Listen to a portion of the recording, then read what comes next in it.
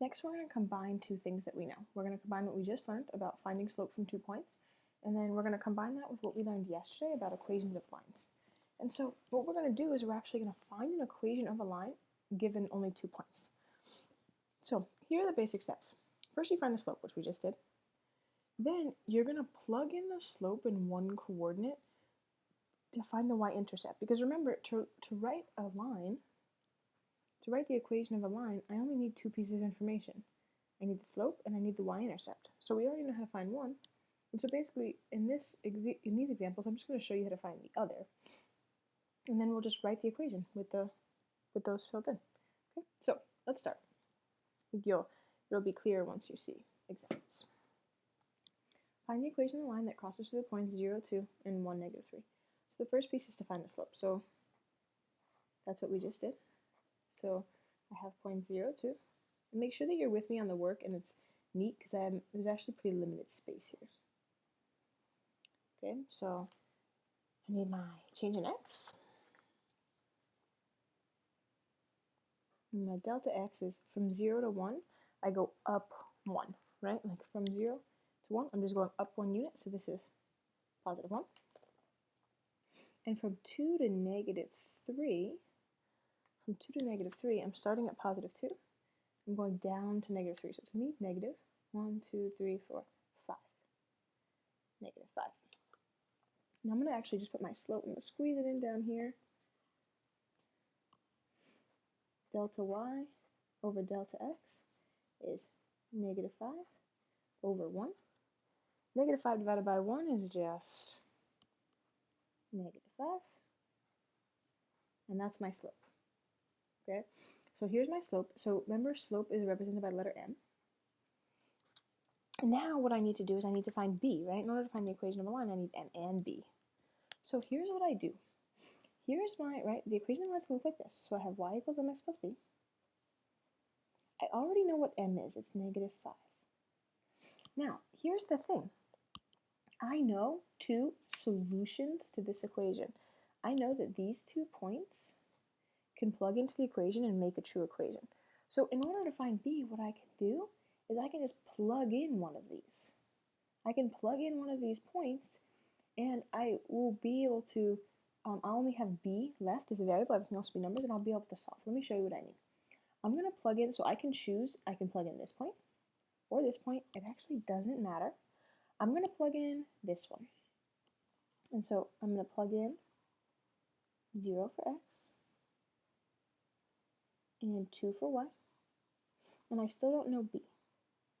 So now notice what I have is an equation with one variable. So I'm going to do the math here. This is 0 plus b. Well, 0 plus b is just b. So b equals 2. So now when I go to write my equation, y equals mx plus b, I know my m, it's negative 5. And I know my b, it's 2. And this is my equation.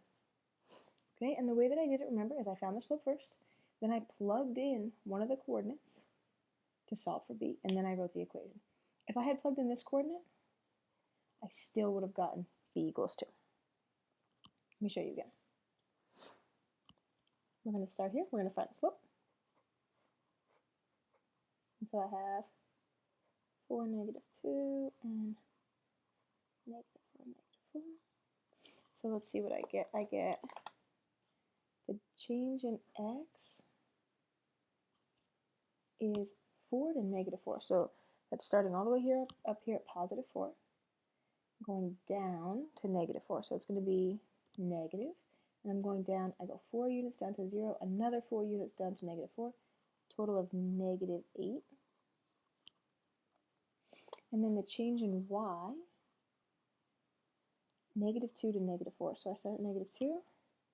I'm going to go down to negative 4. 1, 2 units down to negative 4. So I'm going down 2. So now the change in y over change in x is negative 2 over negative 8. They're both negatives. So negative divided by negative is a positive, and I'm going to simplify by dividing by 2, and I get 1/4. This is my slope. M is my slope. So now, remember what I do? I plug in a point. Okay. Now remember, it doesn't matter what point I plug in, but when I look for points, like there are things that make it easier. So for example, like this one has 2 negatives. Negatives kind of suck, right? Let's plug in one that has 1 positive and 1 negative. Just make my life a little easier. So I'm going to plug in this for x and this for y.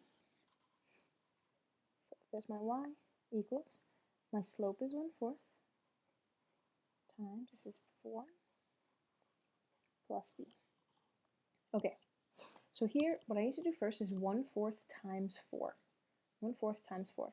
So look, I'm gonna do that down here. This is 1/4 times, and when I multiply fractions, I like to multiply 2 fractions. And so I'm going to turn this number into a fraction. How do I turn a whole number into a fraction? I put it over 1. So I multiply across. 1 times 4 is 4. 4 times 1 is 4. 4 divided by 4 is 1. So 1/4 times 4 is 1. And I still need b by itself. So I'm going to subtract 1 from both sides. -2 minus 1. Look, -2. Go down 1. It's -3. So b is -3. Okay, so when I go to plug in, I get y equals, my m is 1/4, and my b is -3, so it's going to be -3. Okay. I'm going to do one more example. If you want to pause right now and try it yourself first, that would be a great idea. First, let's find the slope. I have -4, 0, 1, 5. So I'll start with my change in x. Oops, is -4 to 1. So I'm going to start at -4 and go up to 1. So 1, 2, 3, 4, 5. Up 5. And then 0 to 5 is my change in y. So I go from 0 up to 5. I go up 5 again. So my change in y, oops, over my change in x is 5 over 5, which is 1. So my slope is 1.